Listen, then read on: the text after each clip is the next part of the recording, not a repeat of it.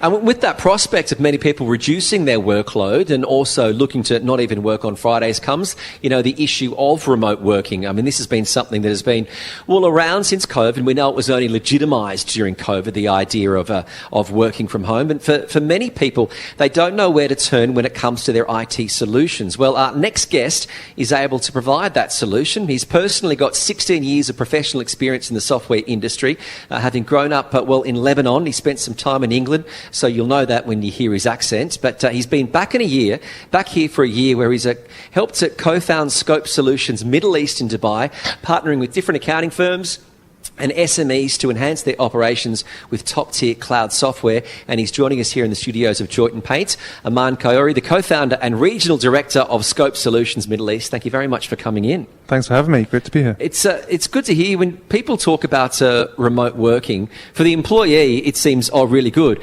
I don't have to get through the traffic. I can put a load of washing on between Zoom meetings. I can have a better work-life balance.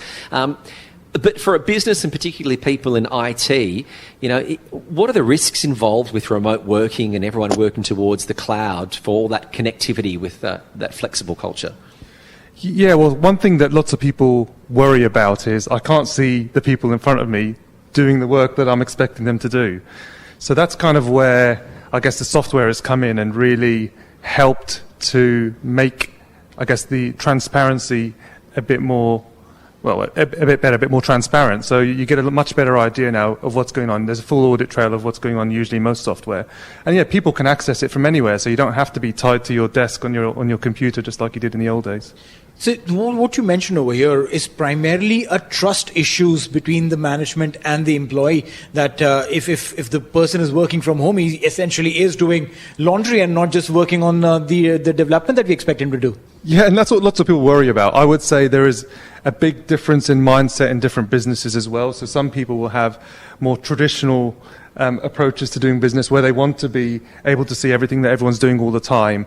However, some more forward-thinking businesses actually operate on outcomes and are less worried about this whole trust issue. So is there a specific category that generally has shown a more forward-thinking direction in this, or it's not really compounded yet?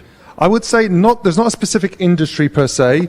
There's more about at the age of the business, I would say, tends to come into a bit more. So startups tend to fare better when it comes to this, particularly tech startups. I say naturally they are more tech inclined, so they have more trust in using technology to solve their problems than, let's say, someone else might.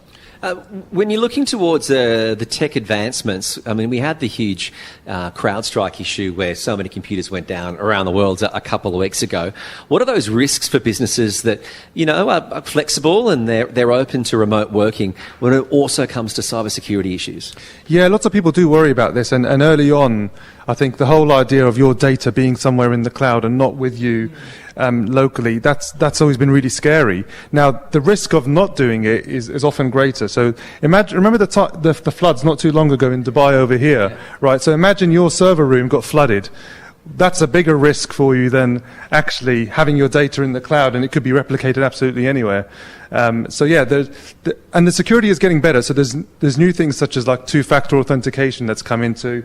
You're getting these one-time passwords all the time. OTPs, they're everywhere here in Dubai, which is great. But I mean, they're annoying, but they're needed. They're needed, and they give you peace of mind. So the risk of not doing that is greater than the risk of doing it, right? So now, when there is an opportunity over here to create seamless transactions between an employee who wants to work from home or an organization that is happy to let the employee work from home, where does your scope of work come in to try and bridge that gap and make it even further easier or secure for both the parties? Yeah, so what we typically get involved in is automation across the systems that you're working in. So a good example is the finance function. Almost every small business has to do accounting of some kind, right?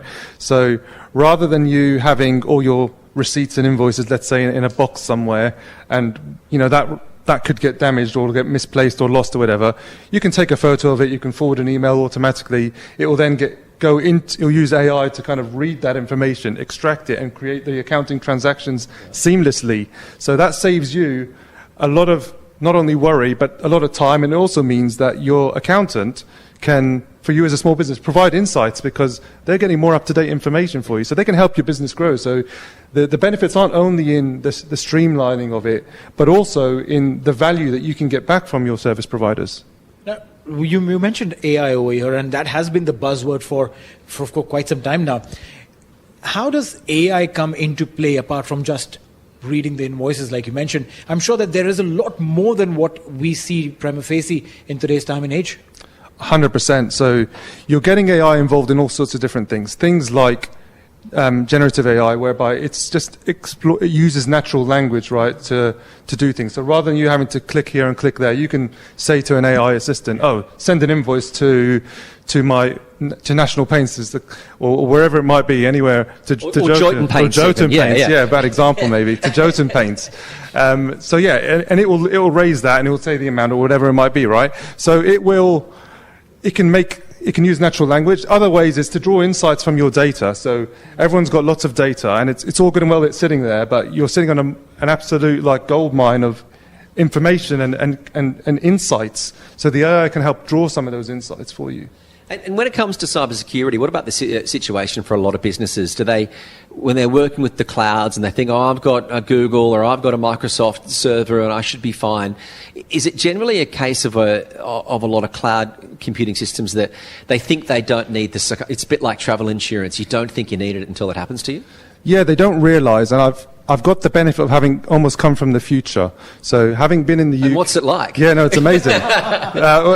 There's some good bits about it and some not so good bits. So having been in the UK for the last 5.5 years before I moved to Dubai, particularly like in the accounting technology space, going back to the example, it's a little bit further ahead than the market over here in that respect. So I'd say a good 5 or 6 years ahead, mainly because accounting has been around a lot longer over there. So the government's kind of mandated certain things, which has led to its expansion. Now, over there, it's become the go-to. So I've already seen that everyone here will eventually embrace cloud technology more.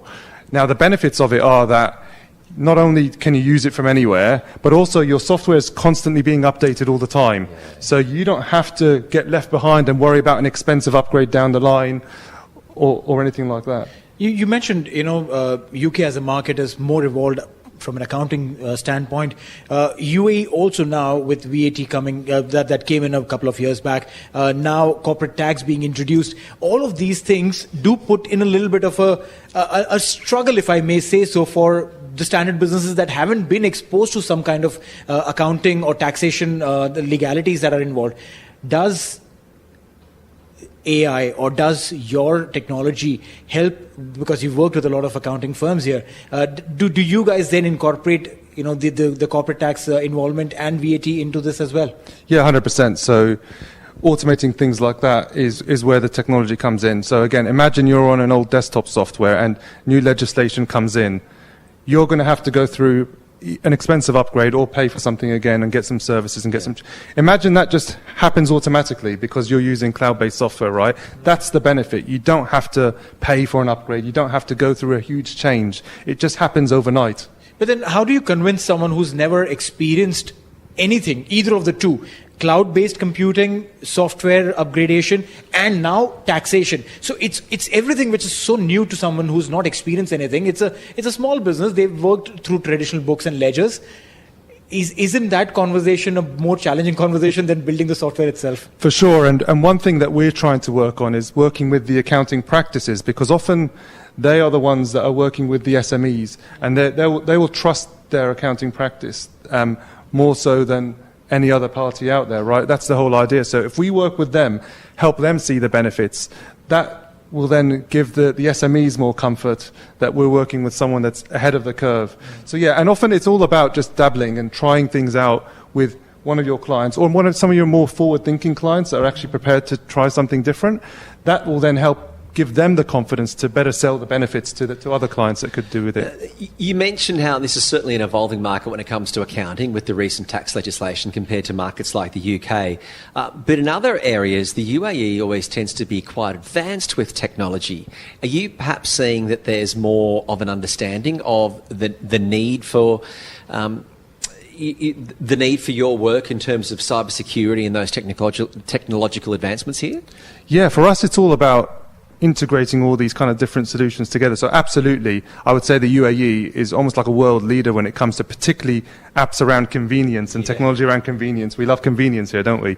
Love it. We need it. Yeah, we do need it. It has become a need, absolutely. So for us, it's all about looking at all these different elements which are disparate at the moment and putting them together, automating the end-to-end. And that not only starts from your finance function, but it goes beyond into the operations of the business.